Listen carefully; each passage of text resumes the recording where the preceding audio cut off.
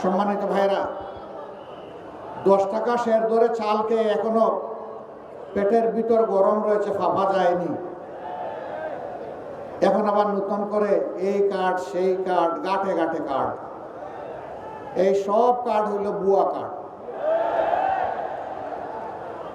যেমন 10 টাকা দরের চালের আশ্বাসটা ছিল ভুয়া, এই কার্ডগুলা হইল সেই রকম ভুয়া। এইসব ভুয়া কার্ডকে আগামী 12 তারিখ জনগণ ইনশাল্লাহ লাল কার্ড দেখাবে। এরপরে যে বাংলাদেশ জনগণের আকাঙ্ক্ষার ভিত্তিতে মহান আল্লাহর ইচ্ছায় গড়ে উঠবে, সেই বাংলাদেশে ইনশাআল্লাহ এই সমস্ত সামাজিক অপকর্ম চলতে দেওয়া হবে না। ন্যায় বিচার ইনশাআল্লাহ কায়েম হবে। বিচার এক একজনের জন্য এক এক রকম হবে না। সাধারণ একজন মানুষ অপরাধ করলে ওই নির্দিষ্ট অপরাধের জন্য বিচার করে তার যে শাস্তি হবে, দেশের প্রেসিডেন্ট প্রধানমন্ত্রী একই অপরাধ করলে তাদেরকেও ছাড় দিয়ে কথা বলা হবে না। একইভাবে তাদেরকেও বিচারের আওতায় আনা হবে, আসতে হবে। সেই দিনই ন্যায় বিচার কায়েম হবে ইনশাআল্লাহ। অপরাধে কারো কোনো দায় মুক্তি নেই। অপরাধ করেছে, অপরাধীকে শাস্তি পেতে হবে। যে দেশের টাকা লুণ্ঠন করে যারা বিদেশে পাচার করেছেন, তারা সহজেই টাকা ফেরত দিবেন আমরা জানি, কিন্তু এটা কার টাকা? এটা কি তাদের বাপদাদার টাকা? এটা 18 কোটি মানুষের টাকা। আজকে জন্ম নেওয়া শিশুর টাকা। ফুটপাতে হাত পেতে মানুষের কাছ থেকে যে ভাই বোন ভিক্ষা করে, এটা তাদেরও টাকা।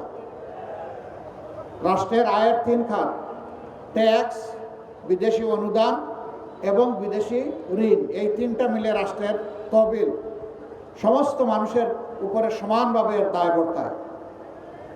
আমরা কথা দিচ্ছি ইনশাআল্লাহ, যদি 13 তারিখ থেকে নতুন বাংলাদেশ হয়, তাহলে নতুন বাংলাদেশের এই প্রাপ্য 16 আনা আদায় করার জন্য সর্বাত্মক লড়াই চালাবো ইনশাআল্লাহ। এখানে কোনো আপোষ নেই। আমাদের বার্তা স্পষ্ট, এনাফ ইজ এনাফ। যা হয়েছে যথেষ্ট হয়েছে।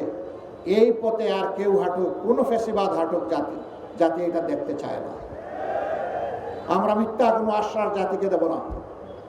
কিন্তু একটা কথা আল্লাহ তাআলাকে সাক্ষী রেখে বলবো, বাংলাদেশের মানুষের জীবন, সম্পদ এবং ইজ্জত, এই 3টার হবো ইনশাআল্লাহ আমরা পাহারাদার। এদেশের মালিক হব না, জনগণের সেবক হব।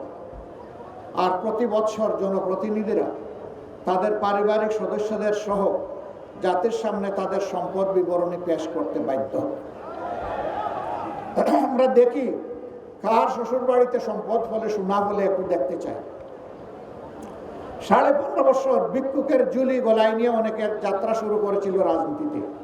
পরে তারা হয়েছে হাজার হাজার কোটি টাকার মালিক, এবং নিজের বাপের বাড়ি যতটা ধনী শ্বশুর বাড়ি থেকে বানাইছে তার চেয়ে বেশি ধনী। ওই চুরির টাকা কোথায় রাখবে? জনগণের চুরির টাকা নিয়ে ওখানে রেখেছে। আমরা ওই নতুন শ্বশুর বাড়ি আর তৈরি করব না ইনশাআল্লাহ।